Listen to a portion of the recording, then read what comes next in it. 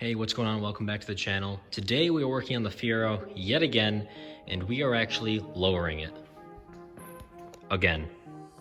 So what we're going to be doing for this, we are going to be installing Rodney Dickman's half-inch drop lowering ball joints.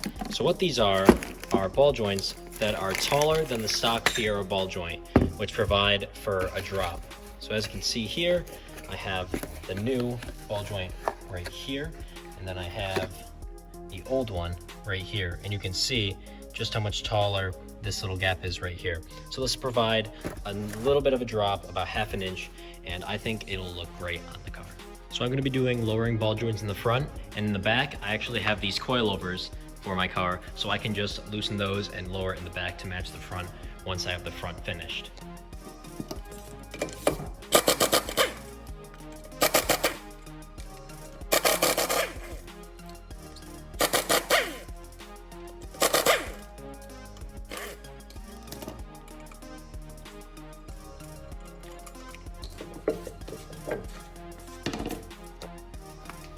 Okay, after you have this wheel off, you are exposed to the suspension. So what we're gonna do first is jack up the whole suspension so it's compressed just a little bit. Then we're going to disconnect this shock and this sway bar end link. And then after that, we are going right on to the lower ball joint bolt. We're gonna jump straight into this. So to remove this sway bar end link, you are going to need a 14mm socket or two 14mm wrenches to get one on the top and one on the bottom to get that loose. So I'm gonna get that out and we'll meet up there.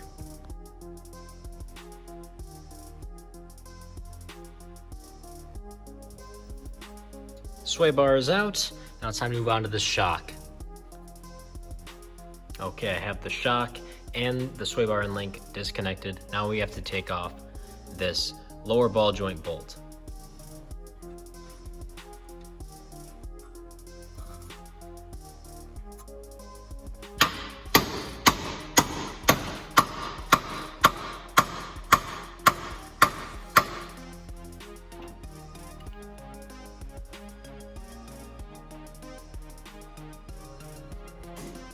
Okay, as you saw, this complete assembly right here is loose from the car. I can lift it right up.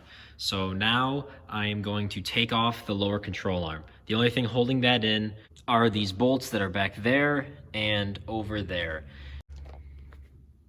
Now you don't really need to take this off, but it is safer and it is going to be a lot easier when you have to use the ball joint press. And it's a lot easier to get the spring out if you take this lower control arm off. It is possible to take it out without removing the control arm, but it is a lot harder. So I'm going to be removing the entire control arm because it's not that hard to put back in. I'm just going to get this out and we will look at the control arm when it's out. So at this point, my dad and one of his friends came in, so it was a bit noisy in the shop. Now I'm going to attempt to do a voiceover. So as you can see, I got the control arm out, and now I'm going to use the ball joint press to take out the old ball joint. You can get one of these at any Advanced Auto near you. So I got the ball joint out, now I'm just cleaning it up, and I'm going to use the press again to get the new ball joint installed. It's basically the same thing as taking it out, you just got to reverse the pieces to press the new ball joint in. So I got the new ball joint in, and you are also supplied with this lock ring that you're supposed to put on over it, which prevents it from falling back out. This job is definitely a lot easier with these pliers that I'm using. So you just have to spread the lock ring over the ball joint, and then you just have to press it down and it'll snap right into place. You can see here I'm using a screwdriver to get it to go down the rest of the way. And then it just snaps down and sits flush right against the bottom of the control arm, as you'll see in this next shot. And now it's time for reassembly again. So I have the control arm in, then I set the spring back in its perch, and then I jack up the lower control arm just a bit to compress the spring, and then I can set the whole brake rotor assembly onto the ball joint, and then I can start reattaching the strut and the sway bar end link.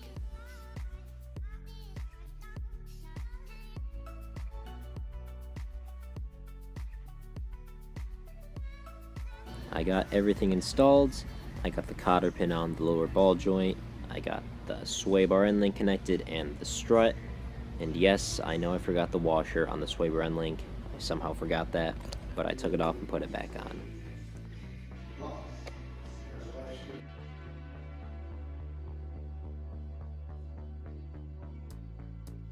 And now it's time for everyone's favorite part of lowering a car. Lowering it down to the ground off the jack or the lift. But oh wait, it's not going to be that impressive because the suspension still has to settle. So, here's how it looks now.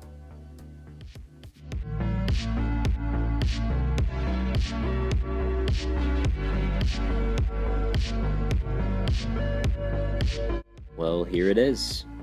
It's not that noticeable, it's only half an inch, but I think it looks pretty good. Here are some before and after shots of the wheel gap. If you look closely you can see it, but it's not that noticeable. But compared to stock suspension, it is definitely a noticeable difference. But I think it looks great overall. It's a little lower, and now I might have a chance at winning some limbo competitions. So thank you for watching this video. If you enjoyed, please leave a like and subscribe, and I will see you in the next one. See you later.